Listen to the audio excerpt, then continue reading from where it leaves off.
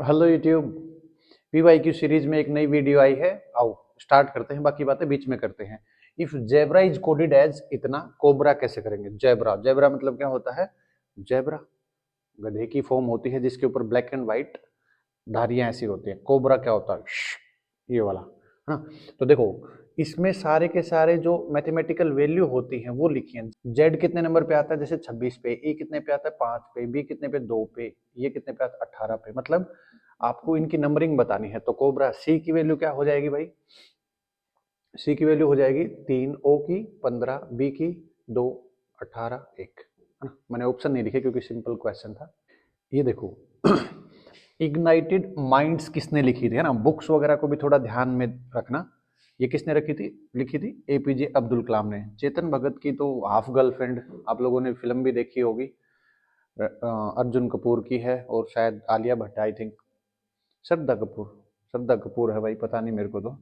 और बुक वगैरह काफी फेमस हुई थी। ठीक है, पानीपत की देखो, ये सबसे ज्यादा इंपॉर्टेंट क्वेश्चन है। इसके ऊपर कोई ना कोई क्वेश्चन घुमा के पूछ सकता है।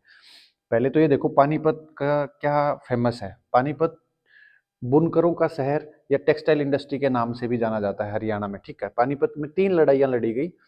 अच्छा चलो यहाँ बताते हैं, ऑप्शन में देखो। 1526, 1526 में क्या है? पहली लड़ाई हुई थी पानीपत की। पानीपत की पहली लड़ाई किस किस के बीच में हुई थी? इब्राहिम लोदी के बीच में और बाबर के बीच में। इब्राहिम लोदी वहां पर हार गया था और बाबर वहां से जीत गया था। पानीपत में इब्राहिम लोदी का मकबरा भी है। ऐसे क्वेश्चन में पूछ सकता है, इब्राहिम लोदी का मकबरा कहाँ है? तो पानीपत में लगाना। ठीक है, तो 1526 के बारे में हो गया। दूसरी लड़ाई कब लड़ी गई थी? 1556 में। किस किस के बीच में लड़ी गई थी? अकबर के बीच में। अकबर कौन था? बाबर का ही तो बेटा था। बेटा मतलब पोता था, है ना, वंशज था उसका। बाबर का बेटा कौन था? हुमायूं। हुमायूं का बेटा अकबर। अकबर का बेटा जहांगीर, जिसको सलीम वगैरह कुछ ऐसे नाटक वाटक में दिखाया है। तो 1556 में दूसरी लड़ाई किसके बीच में लड़ी गई थी? अकबर के बीच में और हेमू, हेमू जाट था, उसके बीच में लड़ी। लेकिन कभी कभी जाट भी हार जाते हैं ना किसी कंडीशन में आके। तो दूसरी लड़ाई पे ध्यान रखना। तीसरी लड़ाई कब लड़ी गई? 1761 में। किस किस के बीच में? अहमद शाह अब्दाली और मराठों के बीच में। अहमद शाह अब्दाली जीत गया था यहाँ से। और इसी बेस के ऊपर, मतलब इसके बाद ही ईस्ट इंडिया कंपनी के द्वार खुल गए थे। ये थोड़ा सा दूसरे टाइप का बंदा था, तो इसने क्या करा, ईस्ट इंडिया वालों को परमिट कर दिया यहाँ पर आने के लिए। और अहमद शाह अब्दाली का दूसरा नाम अहमद शाह दुर्रानी भी हो सकता है, तो आप पैनिक मत करना कि दुर्रानी आ गया तो वो कोई दूसरा रहा होगा। ठीक है, तो ध्यान रखना। इसका सेकंड लड़ाई का आंसर हो जाएगा 1556। देखो, राजा पुलकेशिन द्वितीय जिसने हर्षवर्धन को हराया था। हर्षवर्धन हरियाणा के नाम में बहुत फेमस है। इसकी राजधानी क्या बना रखी थी? थानेसर बना रखी थी। ठीक है, वो कौन से राजवंश का था? वो चालुक्य राजवंश का था, है ना। इसने इसको हराया और साउथ साइड का था ये। तो इसने काफी ज्यादा मतलब इसने भाई के साथ मिलके चालुक्य वंश की स्थापना करी थी, दोनों ने मिलके। लेकिन उसके बाद लास्ट में पल्लवों से ये भी हार गया था। नरसिंह वर्मन नाम का कोई राजा था। आप लोगों ने साउथ की अगर नेशनल जीके वगैरह पढ़ी हो तो देखा होगा, नरसिंह वर्मन था पल्लव वंश का, उससे ये हार गया था। तो आपस में एक दूसरे को लिंक भी, मौर्य का तो पता ही है तुम्हें, चंद्रगुप्त मौर्य, समुद्रगुप्त मौर्य, है ना। इसके ऊपर तो नाटक भी आता है, वो क्या नाम है उसका, चाणक्य वाला। उसमें ऐसे कहानी दिखाई गई है। नाटक वगैरह भी देख लिया करो, जिसके घर में टीवी है, जो कोई ऐसा हिस्टोरिकल नाटक वगैरह होते हैं, उनमें काफी कुछ सीखने को मिलता है। क्योंकि अलग अलग लोकेशन की, अलग अलग किसकी किसके साथ लड़ाई हुई, सारी बातें। गलती से मैंने भी कभी थोड़ा बहुत जोधा अकबर वगैरह देखा है, बट आई डोंट लाइक नाटक्स। नाम ही नाटक हो गया तो फिर क्या होगा उसमें? नाटक का मतलब एक्टिंग होगी झूठी। चलो नेक्स्ट क्वेश्चन करते हैं। देखो, आधुनिक आवर्त सारणी, मैंने बताया था ना मॉडर्न पीरियोडिक टेबल क्या होती है। मॉडर्न पीरियोडिक टेबल में अभी तक 118 एलिमेंट बन चुके हैं, जिसमें मैंने ये डिस्कस करा था कि मॉडर्न पीरियड टेबल की अरेंजमेंट कैसे करी। सबसे पहले डोबर्नियर ने करी थी, उसके बाद न्यूलैंड ने करी थी, फिर मेंडलीव ने करी थी, फिर लास्ट में मोजले ने करी थी एटॉमिक नंबर के बेस पे। कितने ब्लॉक हैं? ब्लॉक का मतलब देखो यहाँ विजिबल है। तो मॉडर्न पीरियड टेबल को ऐसे डिजाइन करा है, आप लोगों ने देखा हो छोटी क्लासेस में, मतलब 11 12 10th में भी है।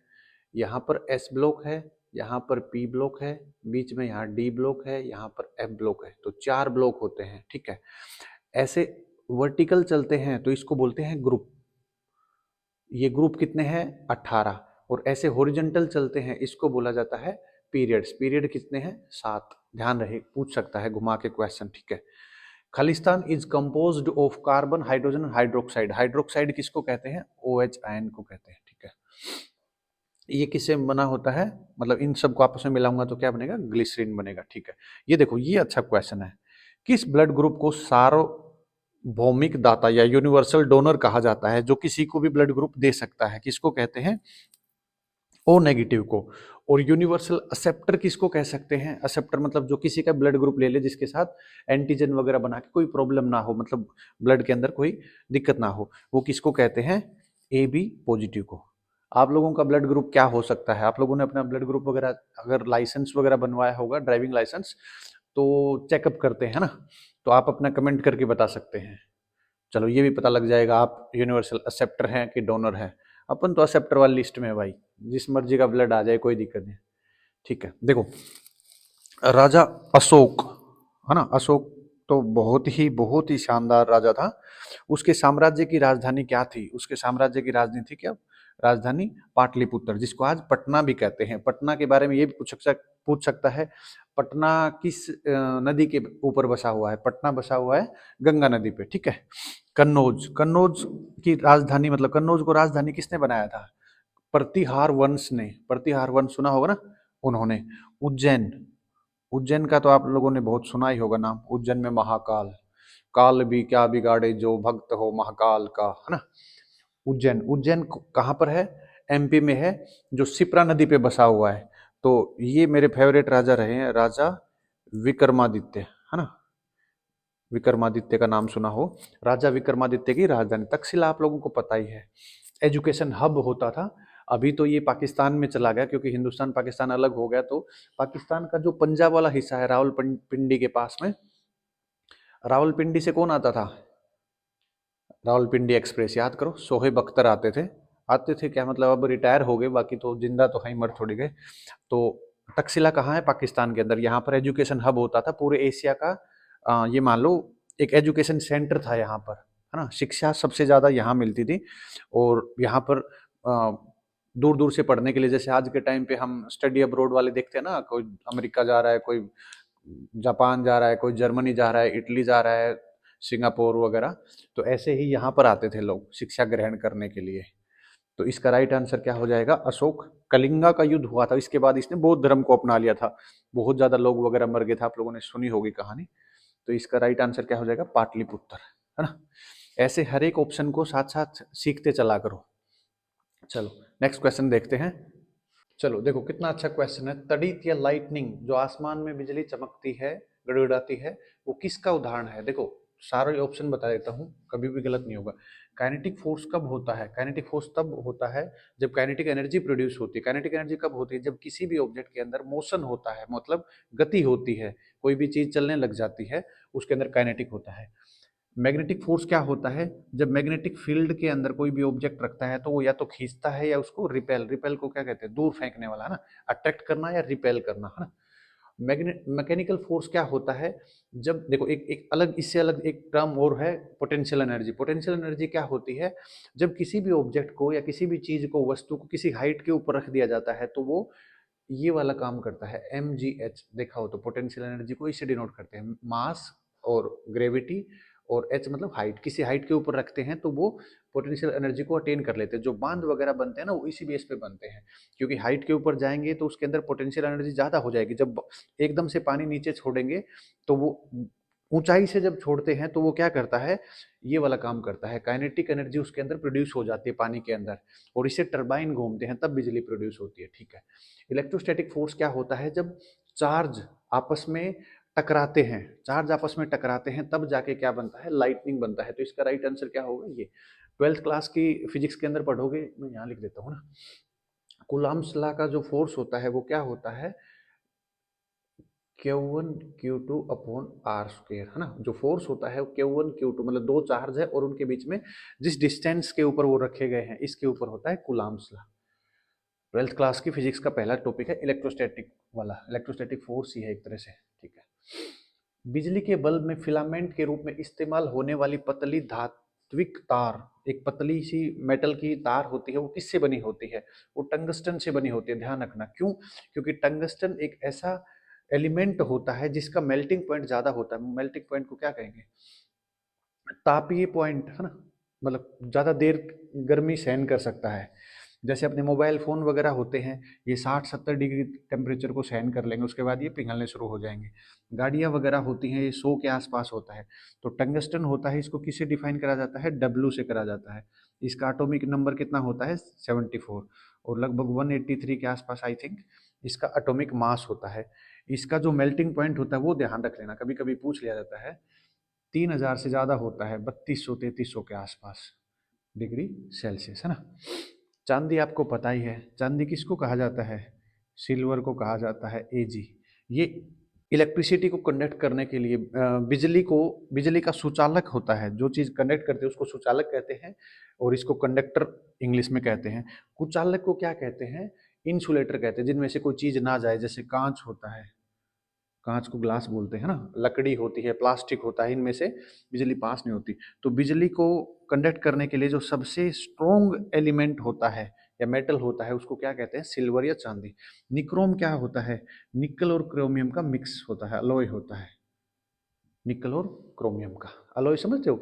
दो मेटल्स को आपस में चूरा करके बनाते हैं, कैसे, या तो एक मेटल होगा दूसरा भी मेटल होगा, या एक मेटल होगा एक नॉन मेटल होगा, दोनों का आपस में मिक्सअप कर दिया जाता है, उसको अलॉय बोलते हैं। अलॉय कहाँ यूज होता है, किसी भी मेटल का ये कह सकते हैं कोरोजन से बचाने के लिए या उसको स्ट्रॉन्ग बनाने के लिए। थर्मिट प्रोसेस होता है, देखो मैं बता देता हूँ बीच में एक बार। थर्मिट प्रोसेस क्या होता है, जो रेलवे ट्रैक्स होते हैं इनके बीच में क्रैक्स आ जाते हैं, मतलब टूट जाते हैं बीच में से, तो इनको जोड़ने के लिए, टूटी हुई चीज की दरार जो होती है उसको जोड़ने के लिए हम क्या करते हैं, एल्यूमिनियम और आयरन का अलॉय बनाते हैं। दोनों एल्यूमिनियम और आयरन दोनों मेटल होते हैं ना, दोनों मेटल को पीस के और वहां के ऊपर सोल्डरिंग टाइप में चिपका दिया जाता है। जैसे आप लोगों ने देखा हो सोल्डरिंग कैसे होती है, एक पतली सी एल्यूमिनियम की स्टिक होती है, झाड़ू की वो होती है ना, सींक बोलते हैं, ऐसी सी होती है, मोटी होती है, फुलझड़ी जैसी सी, और उसके ऊपर जब इलेक्ट्रिसिटी पास करते हैं तो बर्न होती है और एक लिक्विड टाइप में निकलता है और फिर बाद में चिपक जाता है उससे, वैसा ही होता है, ठीक है। चलो नेक्स्ट क्वेश्चन करते हैं। देखो जो साइंस वगैरह की चीजें हैं इनकी एक्सप्लेनेशन बहुत ज्यादा जरूरी है। ऑप्शन तो आपको कहीं भी मिल जाएंगे, लेकिन ये ऑप्शन हुआ तो क्यों हुआ, ये क्यों नहीं हुआ, ऐसी वाली बातें बहुत ज्यादा जरूरी है। बने रहिए हमारे साथ। जो लोग चैनल पे फर्स्ट टाइम आए थे, लाइक शेयर सब्सक्राइब करने में बिल्कुल कंजूसी नहीं करें, है ना। फुल मेहनत हम कर रहे हैं, फुल मेहनत आप कर रहे हैं। तो चलो नेक्स्ट क्वेश्चन करते हैं। देखो स्वामी विवेकानंद जी थे, उनका मूल नाम क्या था, मतलब उनका दूसरा नाम क्या था या बचपन का नाम क्या था, नरेंद्र नाथ दत्त। ये तो याद करने वाला है, इसमें तो कोई साइंस है नहीं। सरकार द्वारा नया जीएसटी कब लागू करा गया था, इसका ध्यान रखना, 1 जुलाई को, है ना। ये भी याद कर, देखो 2017 भी पूछ सकता है, कब लागू करा, साल भी पूछ सकता है, 2017, 18, 19, 20 ऐसे देखें, और सारे 17 के दे दिए हैं तो ध्यान रखना 1 जुलाई को। 1 जुलाई को क्या होता है, एसबीआई डे होता है, ध्यान रखना। The Hindu view of life, ये एक किताब का नाम है, इसका लेखक कौन था, इस किताब का नाम था डॉक्टर सर्वपल्ली राधाकृष्णन, है ना। ध्यान रखना, बिल्कुल सुपर इम्पोर्टेंट, इसके ऊपर कई क्वेश्चन बनते हैं। ये इंडिया के पहले वाइस प्रेसिडेंट थे, पहले उपराष्ट्रपति थे और दूसरे राष्ट्रपति बने थे। इन्हीं के उस पे डेट ऑफ बर्थ के हिसाब से 5 सितंबर को, 5 सितंबर को टीचर्स डे बनाया जाता है। टीचर को क्या कहते हैं, शिक्षक दिवस बनाया जाता है ना। तो इससे 4-5 क्वेश्चन बन गए, ध्यान रखना। जल डमरू मध्य, मतलब जो जल की बात होती है, दो चीजों को जोड़ने वाले, उसको स्ट्रेट बोला जाता है ना, हिंदी में इसको जल डमरू मध्य बोला जाता है। भारत और श्रीलंका के बीच में जो जल डमरू है उसको क्या बोलते हैं, पाक स्टेट बोलते हैं, इंग्लिश में इसको लिखेंगे PALK, है ना, पाक स्टेट। मलक्का कहाँ पर है, प्रशांत महासागर और हिंद महासागर को अलग करती है, बीच में थोड़ी सी जगह है और ज्यादा गहरी नहीं है, तो इसमें बड़े बड़े जहाज नहीं निकलते। सुंदा कहाँ पर है, सुंदा है इंडोनेशिया में। इंडोनेशिया में बहुत सारे आइलैंड्स हैं, आइलैंड को क्या कहते हैं, द्वीप समूह, कुछ ऐसा, है ना। आइलैंड को द्वीप ही बोलते होंगे आई थिंक। तो सुंदा कहाँ पर है, ये तो पेपर उसमें यूपीएससी में बहुत बार पूछा गया है, सुमित्रा और जावा के बारे में, इंडोनेशिया के हैं, ठीक है, ध्यान रखना। बास कहाँ पर है, बास ऑस्ट्रेलिया में है ना। ऑस्ट्रेलिया का जो नीचे वाला हिस्सा है आइलैंड के, ये वाला, इसको तस्मानिया कहा जाता है, तस्मानिया। तस्मानिया और नॉर्मल जो ऑस्ट्रेलिया वाला जो हिस्सा है, कॉन्टिनेंट है पूरा का पूरा, महाद्वीप है, इसको बीच में जो जाता है उसको बास, बोस भी बोल देते हैं कई बार, ऐसे वाला बोस, है ना। तस्मानिया से क्रिकेटर आते थे, जॉर्ज बेली, अभी ऑस्ट्रेलियन टीम के सेलेक्टर हैं, ध्यान रखना। वो तस्मानिया से खेलते थे। तो अब ठीक है, थोड़ा सा अच्छा फ्लो लग रहा है। जीएसटी की फुल फॉर्म क्या होती है, आप लोग मुझे कमेंट करके बताओ, है ना। ये अच्छा है। जीएसटी की फुल फॉर्म पूछने को तो पूछ भी सकता है ना। डेट मैंने बताई दी, या तो साल के हिसाब से पूछ लेगा या फिर मंथ के हिसाब से पूछ लिया। और अलग अलग उस पे चीज़ों के ऊपर, खाने पे, कपड़े पे, टेक्नोलॉजी की चीज़ों पे, मोबाइल फ़ोन वगैरह लगा लो, कोई इक्विपमेंट लगा लो, हर किसी पे अलग अलग जीएसटी लगता है। आप लोगों ने देखा होगा, किसी का 18% होता है, किसी का 28% होता है। तो जीएसटी की फुल फॉर्म आप लोग कमेंट करके मुझे बताओ। और जीएसटी लागू कौन करता है, ये तो आपको पता ही होगा ना, जो अपने देश के वित्त मंत्री होते हैं, फाइनेंस मिनिस्टर होते हैं। अभी एट प्रेजेंट कौन है, निर्मला सीतारमन। दोबारा से उसका टेन्योर शुरू कर दिया है इस बार की योजना में, पहले उनको एक बार हटाने के लिए सोच रहे थे। जीएसटी फुल फॉर्म बताओ और नेक्स्ट क्वेश्चन करते हैं, आ जाओ। देखो, मैथ्स के क्वेश्चन आ गए हैं। यदि इतना इजिकल टू इतना है तो एक्स की वैल्यू बतानी है इनमें से। देखो, इस तरह के क्वेश्चंस को कभी भी ऐसे सिंप्लीफाई कर लेंगे, सिंपल। देखो, ज्यादा पैनिक होने वाली बात नहीं है। देखो, मैं एक बार करके बताता हूँ, क्योंकि वहां जगह नहीं है, नहीं तो 2 बार लिखने की जरूरत नहीं पड़ेगी। देखो, 0 पॉइंट इतना अपॉन, पेपर में ही कर लेंगे इसको, अपॉन में एक्स। देखो, इस पॉइंट को हटाऊंगा तो बदले में यहाँ पर 100 लिख लूंगा। यहाँ पर कितने हैं, 1 2 3, यहाँ पर 1 है, 2 जीरो यहाँ लगा दूंगा। इसको हटा दो, इसको हटा दो, इसको हटा दिया, ठीक है। देखो, 2 जीरो से 2 जीरो कट जाएंगे, 314 से 314 कट जाएगा, एक्स उधर चला जाएगा, राइट आंसर कितना हो जाएगा, 314, है ना। सिंपल ही क्वेश्चन है, समझ में। ऐसे ही सोल्व करेंगे।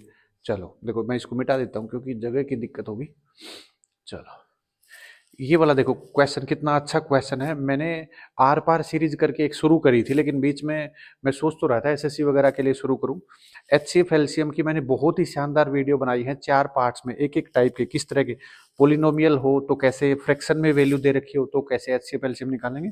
तो देखो, अगर फ्रैक्शन में होता है तो एचसीएफ क्या होता है, ऊपर वाले को क्या बोलते हैं, अंश का एचसीएफ और हर का एलसीएम। और एलसीएम निकालना हो तो क्या करेंगे, अंश का एलसीएम, मतलब जो निकालना है वो ऊपर वाली चीज का निकाल देंगे, और हर का एचसीएफ। ये वाला फॉर्मूला होगा, है ना। बहुत अच्छे से बताई है वो वाली वीडियो, जाके अगर देख लो, नहीं देखी तो एचसीएफ बताना है। एचसीएफ मतलब ये, तो 2 6 15, इनका हमें क्या बताना है, एचसीएफ बनाना है। और नीचे क्या करेंगे, 3 7 8 का एलसीएम निकाल। देखो, 2 6 में तो कॉमन है 2, लेकिन 2 और 15 में कुछ भी कॉमन नहीं है। तो दो चीज जिनमें कॉमन कुछ भी नहीं है वो को प्राइम होते हैं, उनका एचसीएफ हमेशा कितना होता है, 1 होता है। 3 7 8 इनमें भी कुछ भी कॉमन नहीं है ना। तो आपस में मल्टीप्लाई कर दो, 7 8 56, 56 तिया 56 का पढ़ा तो नहीं आता, 5 तिया 15, 1 16, 168, 1/68 है। ये रहा सी ऑप्शन, है ना। चलो देखो, बेस इतना है, आधार, आधार को ही बेस कहते हैं, ऊंचाई इतनी है, पैरेललोग्राम को समानांतर समांतर चतुर्भुज का क्षेत्रफल बताओ। तो पैरेललोग्राम का जो एरिया होता है वो क्या होता है, half into base into height होता है। थोड़ी सी हिंदी इंग्लिश का देख लेना, है ना, क्योंकि मैंने तो पहली बार नाम सुना है, समांतर चतुर्भुज, पैरेललोग्राम ही बोलते हैं हम तो इसको, ठीक है। तो हाफ इंटू बेस, बेस कितना है 14 और हाइट कितना है 16। देखो, सिंपल क्वेश्चन आया है। 16 सतह कितना होता है, 112, आंसर है ये। क्वेश्चन बिल्कुल सिंपल है अगर फॉर्मूला आपको पता हो तो। पैरेललोग्राम कैसा होता है, ये ऐसा सा होता है, डायग्राम थोड़ा सा ऐसा ही बन गया। ये लाइन आपस में पैरेलल होती है, ये इक्वल होती है और ये इक्वल होती है। चलो नेक्स्ट क्वेश्चन करते हैं, मतलब मैथ्स के इक्वेशन करते हैं, है ना। जीके वगैरह साइंस वगैरह पढ़ के बोर हो गए, मैथ्स के 2 4 क्वेश्चन और देखते हैं, आ जाओ। देखो क्या क्वेश्चन है, एक समानांतर श्रेणी मतलब अर्थमेटिक प्रोग्रेशन है, एपी है, जिसकी 3 संख्याओं का योग दे रखा है 9 और उनका गुणनफल मतलब मल्टीप्लीकेशन दे रखा है 15। कभी भी 3 संख्या खुद से माननी पड़े, जैसे हम लगातार नंबर मानते हैं ना, x, x plus 1, x plus 2, ऐसे कोई नंबर मानते हैं, आप लोगों ने देखा हो एलजेब्रा के अंदर, बीजगणित के अंदर। अगर एपी के कोई नंबर मानने पड़े तो पहले जैसे ए होती है तो एक टर्म पीछे मान लो, ए माइनस डी, ए और ए प्लस डी, ऐसी चीज मान लो जिससे कभी भी गलत होने का काम नहीं रहेगा। डी क्या होता है, यहाँ पर कॉमन डिफरेंस होता है। जो एपी की कोई भी श्रेणी होती है वो आपस में, जैसे मान लो 5 है, 10 है, 15 है, 20 है, ऐसे, तो जो जितना गैप होता है, इसको इंग्लिश में तो डी बोलते हैं, कॉमन डिफरेंस, हिंदी में पता नहीं क्या बोलते, अंतर बोलते हूँ मैं, है ना। तो इस तरह की हमने एपी मान ली, तो सभी संख्याओं का जोड़ दे रखा है, सभी संख्याओं का जोड़ कर दो इक्वल टू कितना है 9। तो देखो डी से डी कट जाएगा तो ए 3a इक्वल टू 9, तो ए की वैल्यू कितनी आ जाएगी 3 आ जाएगी, है ना। तो ए की वैल्यू 3, देखो डी भी निकालना हो तो यहाँ से इस वाली चीज को रिलेट कर लेंगे, नहीं तो कोई जरूरत ही नहीं है। ए की वैल्यू 3 आ गई, ए बीच में ही तो रखा था, है ना। अगर डी निकालना हो तो कैसे निकलेगा, तीनों का जोड़ मल्टीप्लाई कर दो, ए माइनस डी, ए और ए प्लस डी इक्वल टू 15। तो ये और ये दोनों क्या होता है, ए माइनस बी ए प्लस बी, तो क्या होता है ए स्क्वेयर माइनस बी स्क्वेयर, ये वाला फॉर्मूला लग गया। और यहाँ पर ए इक्वल टू 15, ए की जगह पे 3 रखेंगे तो ये इसके नीचे आ जाएगा, ठीक है। तो ए स्क्वेयर, ए को क्या रखूंगा 3 या 9 minus d square equal to 5, ये इधर चला जाएगा, ये इधर आ जाएगा। तो 9 minus 5 is equal to d square, तो 4 is equal to d square, d की वैल्यू कितनी आ गई 2 आ गई। तो ये क्या हो जाएगा 1 3 5, ये नंबर बन गए। देखो 5 और 3 8 1 9 जोड़ूंगा तो 9 बन गया, और 5 या 15 एकम 15, मतलब ये वाली बात। लेकिन ये तो इसी से काम चल गया, आपको आगे करने की जरूरत ही नहीं थी। क्लियर। देखो कितना शानदार क्वेश्चन है, जो बच्चा मेरी पहले से ही शॉर्ट्स देखता है उसको बताया है किसी भी धनराशि के ऊपर 2 वर्ष के चक्रवृद्धि ब्याज को कैसे कैलकुलेट करा जाता है। यहाँ पर साधारण ब्याज और चक्रवृद्धि का अंतर पूछ लिया, कैसे करेंगे। देखो 5 वर्ष 5% के हिसाब से चल रहा है, रेट को क्या कहते हैं दर, हाँ 5% के हिसाब से चल रहा है। तो जो साधारण ब्याज होगा, साधारण, इसको देखो एसआई बोलते हैं, ये सही है, एसआई होगा वो क्या हो जाएगा, रेट को सीधा गुणा कर दो 2 से, तो 2 5 10%, है ना। और सीआई होता है, उसको बोलते हैं कंपाउंड इंटरेस्ट या चक्रवृद्धि ब्याज। ये क्या हो जाएगा, एक बिंदी लगाओ यहाँ पर, यहाँ इस साइड तो हमें लेफ्ट हैंड साइड में क्या करना है, जितना भी रेट दे रखा है उसका 2 गुना कर दो, 5 दूनी 10, ठीक है। राइट हैंड साइड पे क्या करेंगे, 2 प्लेसेस के ऊपर करेंगे, जो भी रेट दे रखा है उसका स्क्वायर कर देंगे, 5 5 25, है ना। अगर देखो अगर ऐसा होता है यहाँ पर 10 होता तो 10 10 कितना करते हैं 100 हो जाता, तो 2 डिजिट यहाँ कर देते और एक जो था वो इधर कैरी हो जाता। 11 होता तो क्या होता, 11 11 121 होता है, तो एक यहाँ पर आ जाता, 11 दूनी 22 और 1 23 पॉइंट, ऐसा बन जाता, इतना परसेंट। अब देखो इसके ऊपर लग रहा है 10% और इस पे लग रहा है 10.25%, तो इसका मतलब 0.25% ज्यादा हो गया ना, तो ज्यादा वाला ही निकाल लेंगे, 0.25% ऑफ 20,000 जो गिवन है।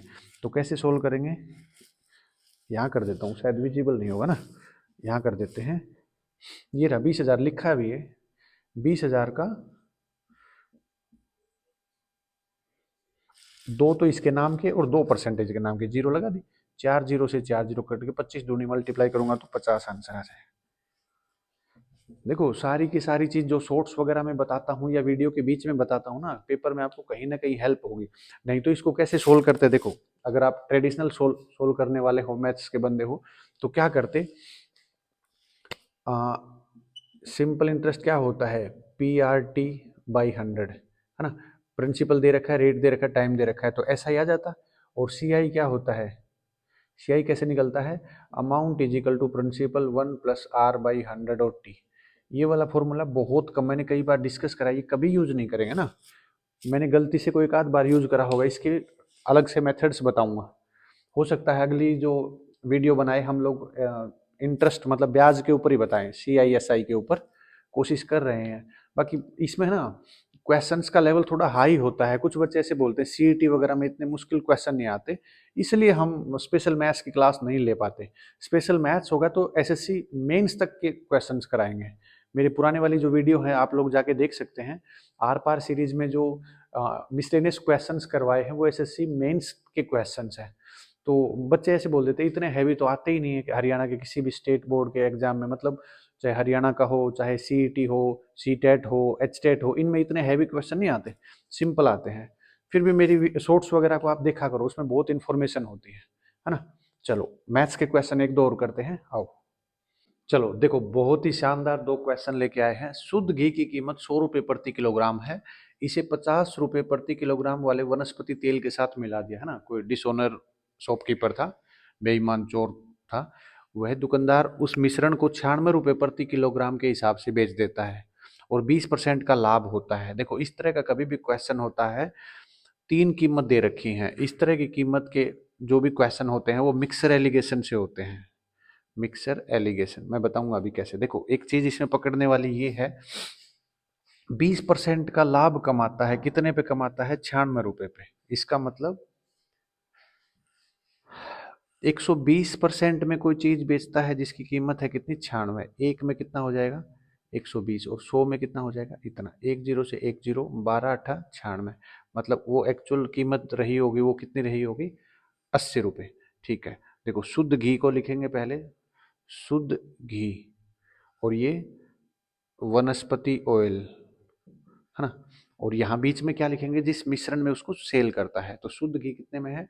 100 रुपये में, और वनस्पति 50 रुपये में, और ये 80 रुपये में। इन इसमें से बड़ी टर्म में से छोटी टर्म घटाएंगे, चाहे बड़ी ये हो चाहे बड़ी ये हो, कोई फर्क नहीं पड़ता, है ना। ये मत सोचना 50 में से 80 घटेगा तो कितना आएगा, डिफरेंस लेना होता है। तो कितना आ जाएगा? 30 आ जाएगा रेशियो। इसमें से इसको घटाऊंगा तो कितना आ जाएगा? 20। जीरो से जीरो कट गई। 3:2 में रहे होंगे ये। शुद्ध घी और वनस्पति ऑयल है, 3:2 है, ये रहा ऑप्शन, है ना। थोड़ा सा मतलब मिक्सर एलिगेशन की जिसको नॉलेज है उसके लिए तो आसान क्वेश्चन है, जिसको नहीं है नॉलेज वो थोड़ा सा पैनिक हो सकता है। और कोई तरीका तो आई थिंक करने को तो कर सकते हैं। देखो मैथ्स एक ऐसा सब्जेक्ट होता है जिसमें आप कितने भी तरह के मेथड्स लगा सकते हो। आप ये नहीं कह सकते कि इसी मेथड से होता है ना। लेकिन शॉर्ट करने के लिए, शॉर्ट समझते हो? शॉर्ट मतलब छोटा, जल्दी करने के लिए, टाइम बचाने के लिए। कंपटीशन एग्जाम्स में टाइम ही बचाना होता है ना। देखो इस वाले क्वेश्चंस को मैं बताता हूँ एक बार। देखो इसको मिटा देते हैं ना, जगह नहीं है। देखो क्या कह रहा है, ए एक काम को 8 दिन में कर सकता है, ए एक काम को 8 दिन में, और बी प्लस सी दोनों मिलके कितने दिन में कर सकते हैं भाई? 2 दिन में। और ए और सी मिलके कितने दिन में? 3 दिन में। मैंने बता रखा है इस तरह का कभी भी टाइम, और मैंने शॉर्ट्स डाल रखे। देखो हर तरह की बातें जो भी मेरे सामने आती हैं जो इंपॉर्टेंट लगती हैं मैं शॉर्ट्स के मीडियम से बताता हूँ। सबके दिन ऐसे लिख लो, है ना, टाइम के हिसाब से। अब जो भी ये टाइम है इन सब का एलसीएम ले लो, वो टोटल काम बना दो। 8 का, 2 का, 3 का। 2 की टेबल में 8 आता है तो 8 का और 3 का ही निकालो। 8 दिया कितना होता है? 24। मतलब टोटल काम 24 है। ये 8 दिन में करता है तो एक दिन में कितना करता है? 3। इसके हिसाब से कितना हो जाएगा? 12। और इसके हिसाब से 8। मतलब ये क्या आ गई? एफिशिएंसी आ गई। एफिशिएंसी को क्या कहते हैं? शायद क्षमता कहते हैं ना। देखो अब क्या है, अपने को बी का निकालना है। बी किससे निकलेगा? जब सी के बारे में पता लगे। तो ए और सी क्या है? ए और सी की एफिशिएंसी 8 है, ए की 3 है, तो सी की कितनी हो जाएगी? 5 हो जाएगी कि नहीं हो जाएगी? 3 + 5 ऐसे। सी की वैल्यू कितनी है? 5 है। सी को यहाँ पे 5 रखूंगा। सी की वैल्यू तो 12 है ना। इस बी प्लस सी दोनों को मिला के 12 है। ठीक है। तो बी बी प्लस सी, सी 5 है तो ये बी कितना आ जाएगा? बी की अकेले की 7 आ जाएगी। तो बी के बारे में पूछा है अकेला। टोटल काम कितना है? 24 है, और बी की एफिशिएंसी कितने हैं? 7। 24/7। चलो मैं एक बार दोबारा बता देता हूँ अगर कंफ्यूजन हो गया है तो। ए की एफिशिएंसी, ए 8 दिन में करता है, बी प्लस सी 2 दिन में, ए और सी कितने? 3 दिन में। तो इन तीनों का एलसीएम मान लेंगे टोटल काम। तो ए की एफिशिएंसी 8 के हिसाब से एक दिन में काम कितना करेगा? 3 काम करेगा। ये 12 करेंगे और ये 8 करेंगे। ठीक है। ए की वैल्यू हमें पता है 3 है ना। इनमें वैल्यू पुट करनी है, जैसे अलजेब्रा के क्वेश्चन होते हैं ए बी सी वगैरह में वैल्यू पुट करो। तो ए की वैल्यू 3 पुट करेंगे तो ए प्लस सी दोनों मिलके कितने? 8 काम करते हैं एक दिन में। तो ए 3 आ जाएगा तो सी की वैल्यू 5 आ जाएगी। ठीक है। सी की वैल्यू 5 है, बी प्लस सी 12 है, सी की वैल्यू 5, तो बी की वैल्यू 7 आएगी कि नहीं आएगी? बोलो। सी की बी की वैल्यू 7 आ गई तो सी अकेला करेगा, अकेला करेगा तो टोटल काम 24, 24/7 राइट आंसर हो जाएगा, है ना। तो आज की वीडियो में इतना ही। थोड़ा सा मौसम चेंज हो गया, आज हल्की हल्की बारिश आई थी तो थोड़ा सा अलाउ नहीं कर रहा, हेल्थ थोड़ी सी डाउन है। और बाकी जो लोग चैनल पे फर्स्ट टाइम आए थे, मैं उम्मीद कर रहा हूँ कि अब धीरे धीरे कंपटीशन के नज़दीक जाते जा रहे हैं। जिस बच्चे ने मेरी सारी PYQ सीरीज देख ली और फिर वो पेपर दे के आके मेरे को बताना कि कितने क्वेश्चंस बिल्कुल डिट्टो आए हैं और कितने कॉन्सेप्ट बेस्ड क्वेश्चन आए हैं, जो हमने डिस्कस करा है उससे रिलेटेड कितने क्वेश्चन आए हैं। तो ज़्यादा कुछ भाषण नहीं, क्योंकि ना आप भाषण को झेल पाओगे ना हम झेल पाएंगे, हेल्थ इतना अलाउ ही नहीं करेगी, है ना। तो आज के लिए इतना ही, मिलते हैं नेक्स्ट वीडियो में। गुड नाइट, जय हिंद।